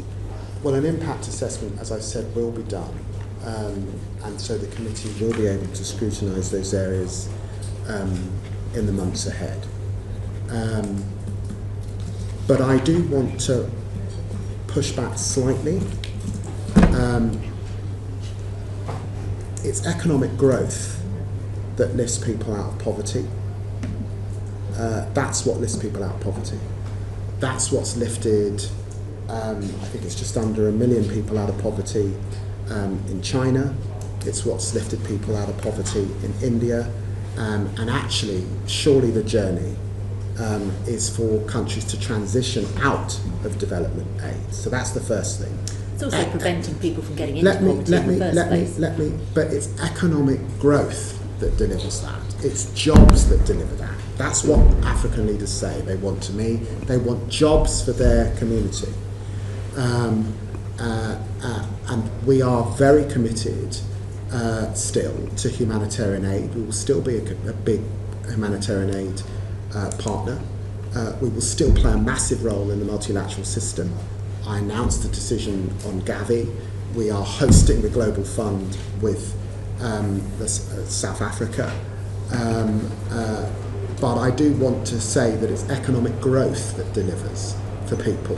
We haven't talked about the work of BII and private investment that also delivers opportunities for people and will continue over the months ahead. And I also stand by the fact that actually keeping people safe, defensively, and hard power delivers for people and keeps people alive. So there will be an equality impact assessment. Of course, I accept that we have stepped down, or we will be spending less money over the years ahead, but we've made a commitment to get back to higher spending. We will still be the 6th biggest global spender, and we do need to reform the system, and I've set out how I think we should do that, and Baroness Chapman's been before you and also set that out on a couple of occasions. And just quickly on the actual cuts to the FCDO budget as well. The Foreign Affairs Committee was told that you're expected to reduce headcount by 15 to 25% in the next 4 years. How much do you forecast these redundancies are going to cost? And will they come from the FCDO budget allocation? Well, we got a transformation fund of 216 million to help us change the department. We got a zero-based allocation at the spending review. Now, that is in the end about ensuring that we have the right capabilities over this next period. And I want capabilities around tech. I want better economic capability. We actually lost quite a lot of development capability, and that's why we advertised for 200 development experts to come into the department. We've got to have the right capabilities. And I did take the view that the department was quite top-heavy. We have a lot of Director Generals, we've got a lot of directors in the department, and I was concerned that there were good middle-ranking civil servants who, at the moment, are subject to a promotion freeze. And sometimes you've got to free up people at the top of the organisation who are paid a little bit more so that those in the middle can move up and be paid more alongside the decisions that we're hoping to make about capability particularly. So that's what we're trying to achieve on the 2030 programme, and I'm confident we will achieve it. And it's informed also by the reviews that I asked to be undertook when I came into the job to inform the sorts of capabilities that we need over this next period. And talking about capabilities, what do you think the impact will be specifically on development expertise within the FCDO? Well, Because it's already taken a hit in the merger. We're increasing development expertise. We've just advertised for 200 jobs to get in experts. They're coming into the department as we speak. So we're increasing development expertise that was lost under the last government and replacing it and bringing it into the department. Thank you. Thank you. David Reid. Thank you, Chair, and thank you, Foreign Secretary, for being with us today. So, you had 14 years in opposition. You've been in post for a year now.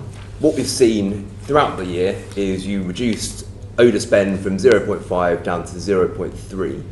But I'm still not hearing any cohesive vision for where you want to go. Now, you said you'll go do a line-by-line scrutiny and that this will be coming out in the next couple of months, but I'm still not hearing it. What's been happening for the last year? I think to follow on from that, what we do know is that a significant chunk of that money that will be left will be going to the Home Office to be spent on asylum hotels. What view do you have of that being a car-side commitment? We've obviously heard the announcement from the government that it will be ending by the end of this Parliament. What process and what equity will you have with the Home Office to make sure that practice does stop? Well, I've got to refute your first question in terms of what we've been doing over the last year. 15 million children this year have been immunised. We've just pledged 1.25 billion to Gavi. On women's and girls and on women's rights, over 100 countries have been channelling 56 million. Foreign Secretary, look, we've been over all of those figures. On climate and nature. I've spoken to the Minister behind those responsible as figures are well, people. and there is no cohesive You gave vision. the impression that nothing was happening this year in your question. I'm not saying that, I'm saying there is no vision. Well, I've set out a vision. We haven't heard it. Well, I haven't heard it from the previous minister either. Well, I listened to Baroness Chapman, and I think she did give a strong vision. She said that we are moving from donor to investor. We will be investing in the technical skills that countries say that they want from us. For example, when I was with President Ruto a few weeks ago, he was thanking us for the work that we've done to encourage better trade between countries in Africa, and he thinks there's more that we can do. We are not departing from obligations on health, and clearly bringing the leader on health. Here's another problem. Can you That's understand? a vision. Can you understand how difficult that is to communicate to the UK public about how their taxpayers' money is being spent? Well, you'll appreciate that sadly, when you look at public attitude to development, it has not been in a brilliant place. That's not under this government, that's under the last government. This is the point I'm making, Foreign Secretary. You've had a year to come up with this vision. You had 14 years in opposition to come up with this vision. All we've seen is a reduction. And going to the question now around asylum hotels, a large chunk of what is left is going to the Home Office. Well, you know that we inherited a situation that we did not support, where a lion's share of development spend was being spent in country. Since we've come to office, less money is being spent in country. My colleagues in the Home Office and led by Yvette Cooper have been able to reduce, I think, from 83% to 77%, am I right? So we said that it's going to go down to 0% by 2029. So what's that process? Can I finish the point, please, of course. Mr. Reid? We have reduced the numbers in a year being spent on hotels that we inherited from the Tories. We've reduced the numbers, and we've got a deal from the Treasury that means that we now have stability in the development budget, and we will not be affected by decisions made in relation to hotels going forward. That's what's been achieved under this government, because the last government did not put it off. So how's it going to happen? How, as the FCDO secretary, how will you monitor that with the Home Office? Well, the thing I'm principally concerned with is that my budget is stable and it's not affected by paying hotel bills in this country. I've pulled that off. It's also the case that the Home Secretary is absolutely committed to reducing the number of asylum seekers in hotels. She has brought down those numbers in the last year. She's got more to do. And as she does that, do you expect the Foreign Secretary to go back to the Treasury and ask for increased funds? Of course you do. And yes, I'll be knocking on the door, if that's the implication of your question. Okay, so the follow-on from that then, so this will be split equity across the FCDO and the Home Office. People that do come here illegally, where will they go? Sorry, following on from that. So at the moment, if people come here illegally, they are put in hotels, and that's paid for through the ODA budget, which goes to the Home Office. If you're saying, and the government's saying, that that's going to be reduced down to 0 by the end of this Parliament, 2029, where do you envisage people that will come here illegally, where will they go? That gets us into a much lengthier discussion that you should probably make to the Home Secretary, not to me. But it's split equity across the FCDO. It's not a split equity. I've just said we've now got stability. Okay, I would disagree heavily with that. That was the deal that I got in the spending review, because the last government did not strike that deal. I got that deal to give ODA spending stability, for us not to be at the mercy of asylum spend. I got that deal. But yes, it is the case that the Home Secretary now has to reduce the numbers. That's a big job, but she's done a great job in the last year. But the people who come here illegally are coming from international countries. So how does the FCDO not have equity in that process?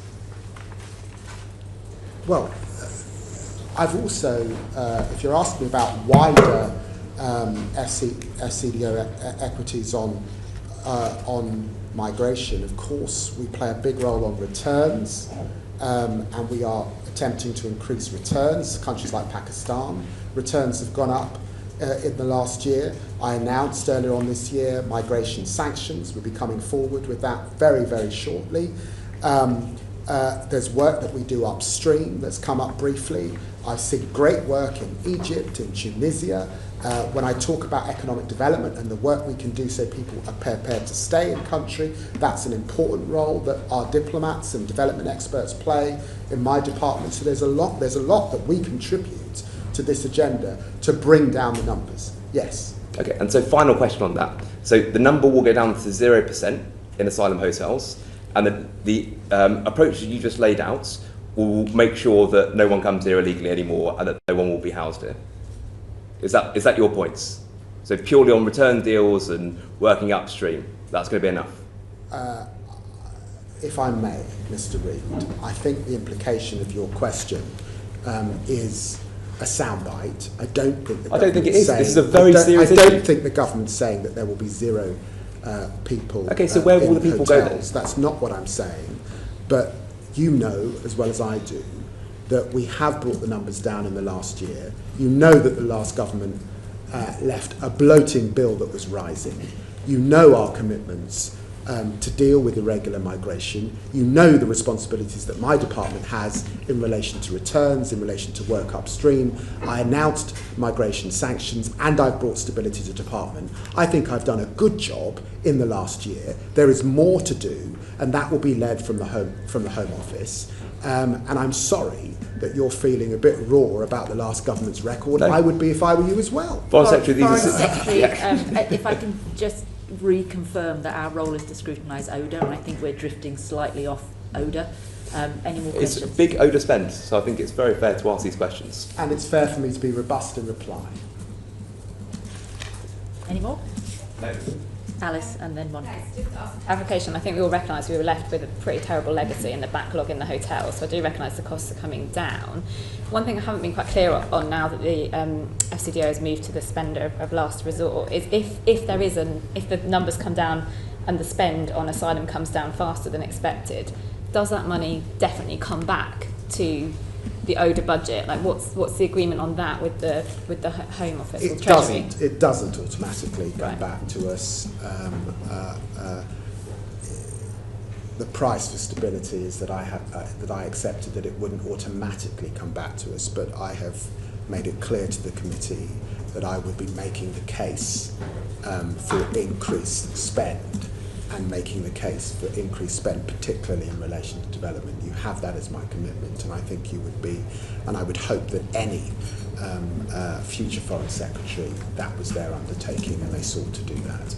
And you heard from the Prime Minister when we made the change following increased defence spending, that we were absolutely clear that we were not departing on our commitments to development spend. We do want to see it rise as the fiscal circumstances allow, and so of course I will be making that case in future spending and fiscal occasions. Monica? Foreign Secretary, on what you've just said, the commitment, therefore, by the British government to ODA, overseas development spent overseas, in 27-28, as ICAI have pointed out, is 0.24%. So it's not 0.3%, it's 0.24. That's the projection. I saw this yesterday and I just don't recognise those numbers. I think ICAI are having to make a call on how they see refugee numbers rising or falling. What I'm going on is that the Home Secretary has brought those numbers down in the last year. I recognise there's more to do, but I'm standing by my colleague and her commitment to reduce the amount of asylum seekers in hotels. Monica, thank you. Brian. Foreign Secretary, back to development, if I may. Tackling climate change has been named as one of the 3 priorities for UK ODA spending going forward. What will this mean in practice? Well, I remain committed to the vision that I set out in my Q lecture last year. It was why I appointed 2 special representatives, Rachel Kite for climate and Ruth Davis for nature, the first time that that's been done. It's why we signed a guarantee to the Innovative Finance Facility for climate in Asia and the Asia Pacific particularly, to unlock 1.2 billion.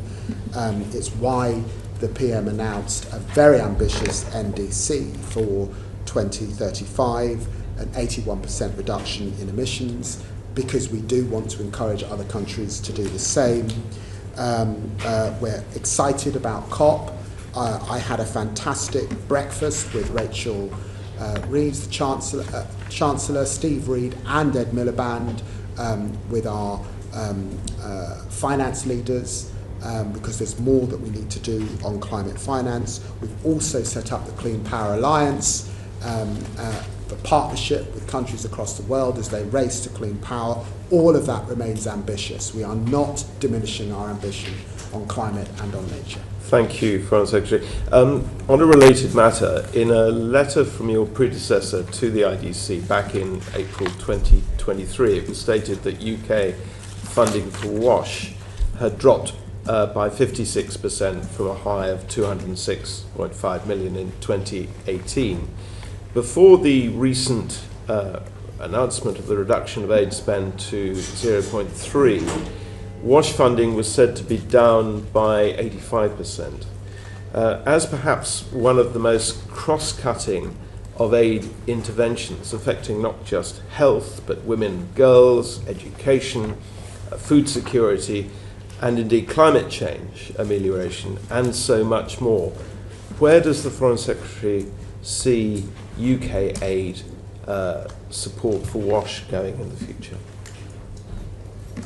I can't comment on specific allocations because they're not yet determined.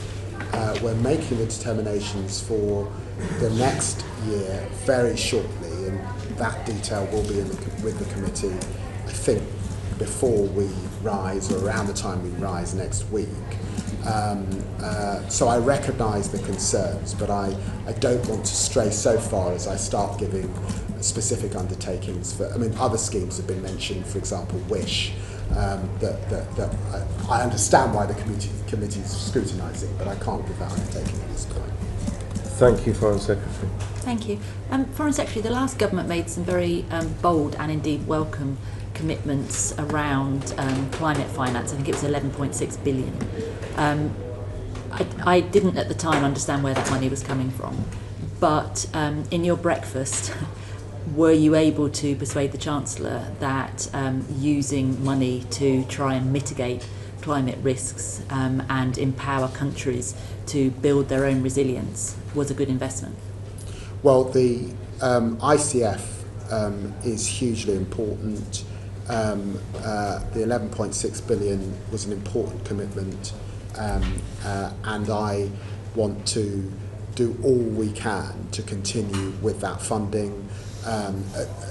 We're obviously coming to the end of that cycle, but I'm satisfied that we will be continuing to be an important leader on climate, and particularly on climate finance, and that's why I was very pleased to be with the Chancellor on this issue, and I hope as we get to October also, and Washington DC, I hope I can play a bigger role alongside the Chancellor to absolutely play our part in relation to climate finance. Everybody is saying also, with changes that they're seeing in the United States, that the City of London is the place for climate finance. We recognise that, and therefore there's more that we can do. And you spoke earlier about BII. Is encouraging BII to take an active role in, I don't know, blue bonds, green bonds, different forms of climate finance? Is that something that you're in discussion with them over? It is something under consideration. And one point, I actually got clarity. I couldn't understand why, and I'm a big fan of BII, even though they might not think that, why they got quite a considerable uplift when other areas were getting reductions or being cut. And you were talking about the shift from being a donor to an investor. So I'm assuming that, and you were talking about economic growth is the only way out of poverty. So I'm assuming that that's why they got the uplift. But BII tends to invest in middle income countries, and it tends to be the more stable countries that are able to take that sort of investment. Is there still a priority in your mind for the poorest of the poor, that we will be supporting them to get close to being in a position that they could take economic investment? Well, actually, 60% of their portfolio is in Africa. Yes, that's right. I announced a 50 million Africa Resilience Investment Facility specifically for low-income countries at the G20 in South Africa back in February. And just two statistics that have stood out to me that have really affected me. Despite all that's been spent on development by the Global West, 50% of Africans still do not have access to electricity. Exactly. And so you've got to ask, could we have done more in the past in relation to finance and energy? And I think the answer is yes, as a Western community, to alleviate that. And certainly should we be doing more in the future to bring that down. And it's still the case that only 3% of climate finance is available to African economies. So that's why I also say, and the committee has pressed this morning, as I understand it's your right to do, and I would if I was sitting on the committee. But, let's be clear that if 50% of Africans have not got access to even electricity, for all that we're attempting to do in education, for all that we're attempting to do for women and girls, how does that affect women and girls? Profoundly. There is more to do, and that is why when African leaders say, no, what we want from you is economic growth, please. What we want you is to support us with jobs. What we want you to do is do UK, thank you for what you're doing on trade in Africa, but could you do more? I get it. I absolutely get it, because the answer must be that we could do more, which is the new model that we're moving to. When Mr. Reid asks about vision, that is the vision.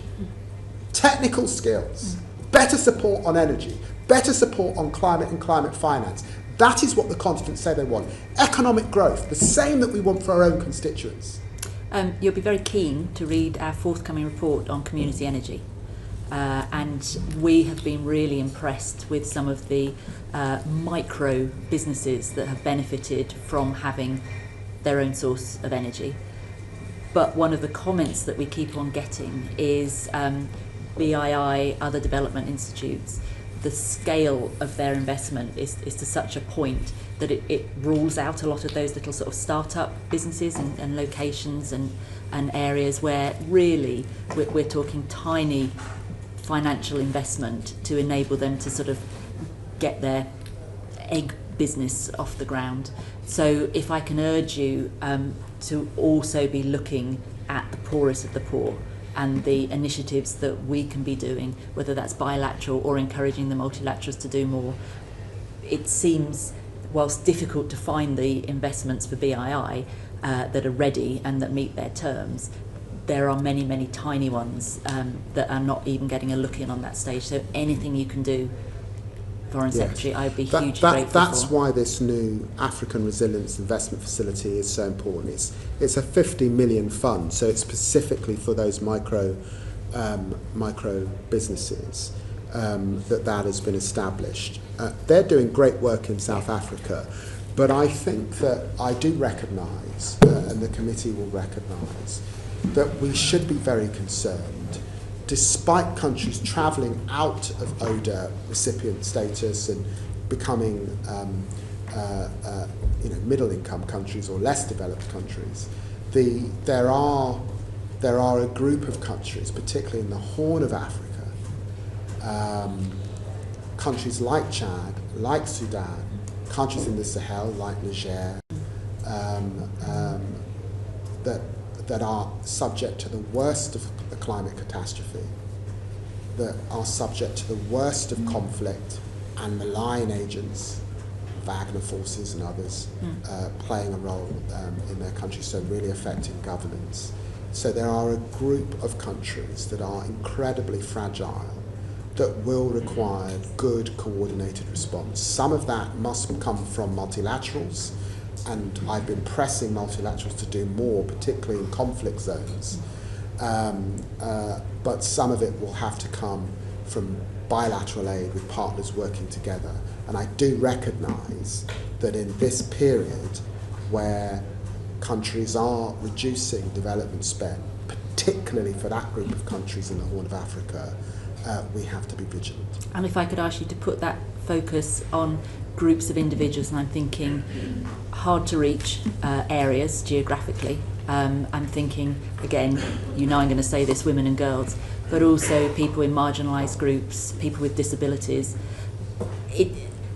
It's my concern, and I believe this committee's concern, whenever mainstreaming happens, that 95% might get access, but it's that 5% that don't have a voice that really need our support and your attention, Foreign Secretary. Can I bring Alice in, please? Yes, just talking about Africa and financing. Obviously, we just had the Financing for Development conference in Seville. Debt was high on the agenda. It's one of the biggest things holding back particularly African countries, in terms of how much they have to spend servicing their debt instead of investing in healthcare. We spoke earlier this week about the role the City of London could play, particularly. UK law governs 90% of the debt within the common framework, I believe.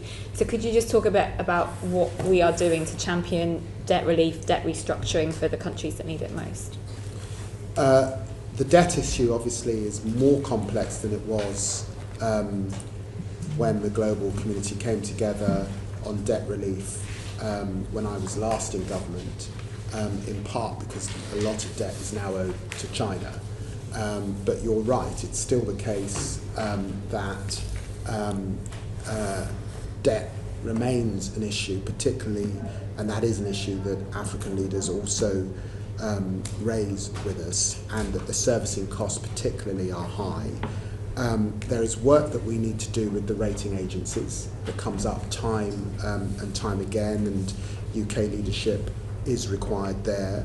A fortnight ago, as you said in Seville, we welcomed the package of reforms on debt, specifically strong action to improve the voice of the debtors particularly, and debt transparency, disaster pause clauses particularly, pioneering innovations like the innovation that we've made around insurance can play a role. We did that for Caribbean countries. We saw that after Hurricane Beryl in Grenada particularly. How we put debtor countries across the global financial system. The chair had a suggestion for SIDS particularly. So that's activity.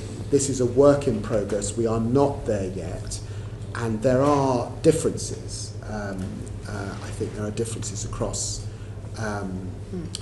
nations, particularly global north nations, on how to approach the debt issue. I'm hearing it's on your radar, Foreign Secretary. James. I'm conscious of time. So, Foreign Secretary, I think you spoke to the equivalent committee in the Lords in May. You referenced hosting, or the potential of hosting, a global conference around foreign aid and the future approach to that. Can you confirm that we are committed to doing that? Yes. Fantastic. And the objectives of the conference, you clear at the moment the objectives of that conference? Well, I want to convene on the issue of coordination with other countries, obviously with parts of the global south, and obviously with some of the NGO community. It's really a future development conference in what has been a very turbulent year for development. We do need some innovation. We should be coordinated in our approach. We do need to hear this voice that we have heard through our Africa approach, but not all other nations have undertaken that sort of exercise. So we've got to bring that voice to the table. In a way, I would have liked the conference to be tomorrow, but in truth, I'm conscious that we've got UNGA, we've got COP.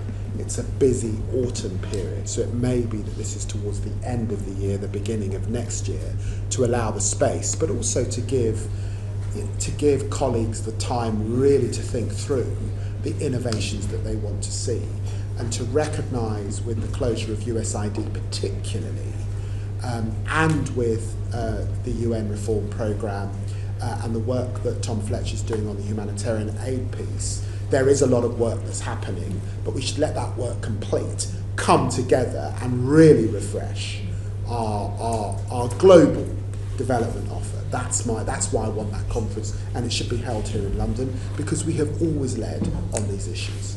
Foreign Secretary, we're excited to hear that, and the committee's keen to help any way that we can. A few final questions from Monica. We're turning across the pond, and over to you. Ms. Harding. Thank you, Foreign Secretary. What has concerned you most about the very significant cut in US development spend? Well, I did raise this with Marco Rubio. He was at pains to emphasise to me that that they would be looking at these issues through US national interests. He was at pains to emphasise to me most recently the work that they've done with Rwanda and DRC, for example, Yesterday, I was speaking to colleagues in the US about my concerns about extremism in parts of the Horn of Africa. This has been very disruptive to the global aid community. That's a concern. But I am pleased that the United States is examining how it can continue to play a role, particularly in the continent of Africa. So, Foreign Secretary, the cuts are huge, and as you say, will disrupt the provision of aid. And given that you are at pains to point out that your position, or the cuts to UK aid, are not ideological, are you doing anything to persuade the US to change course on, for example, the end of funding for WHO, for Gavi? They've rejected the US the Sustainable Development Goals. They've reinstated the Mexico City policy, etc. What conversations have you had about that? My emphasis has been coordinating with partners to meet the need that we see. We will not be able, even as partners, to meet all of the need that we see. I have also, of course, made representations about my concern that other autocracies or countries that are keen to break up the rules-based order might move into some of the gaps. So of course I've made those representations, but I am confident when you see the US in areas like Somalia, as I said, the DRC, Rwanda, playing a role, that we will see funds coming back into the system, but they will be coming back in a different way.